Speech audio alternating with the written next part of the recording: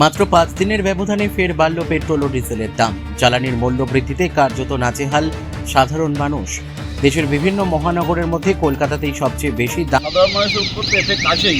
সবথেকে বড় কথা, পেট্রোলের দাম বাড়লে অন্যান্য জিনিসের দামগুলো বেড়ে যাবে, যেটার জন্য সাধারণ মানুষরা খুব হ্যাম্পার হবে। হ্যাঁ, তাই সেই গভর্নমেন্টকে চিন্তা করতে হবে। তবে যদি এটাও ঠিক যে আমাদের দেশে বহুদিন বাদে পেট্রোলের দাম বাড়লো, অন্য দেশে কিন্তু আরও দাম বেড়েছে।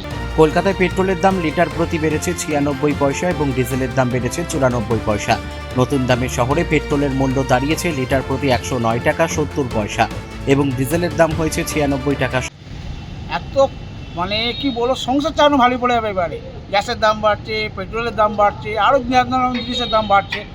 আমরা করে খাবো কী করে? এবারে আমরা তো কোনো চাকরি করছি না, ছোটোখাটো আমরা ব্যবসা করি, ছোটোখাটো করি। এবার এখন এই যে অনলাইনে ব্যবসা নিয়ে হলো, অনলাইনে গাড়ি চালাচ্ছি। হঠাৎই মূল্যবৃদ্ধির ফলে চাপে পড়েছেন নিত্যযাত্রীরা থেকে শুরু করে পরিবহন ব্যবসার সঙ্গে যুক্ত মানুষজন।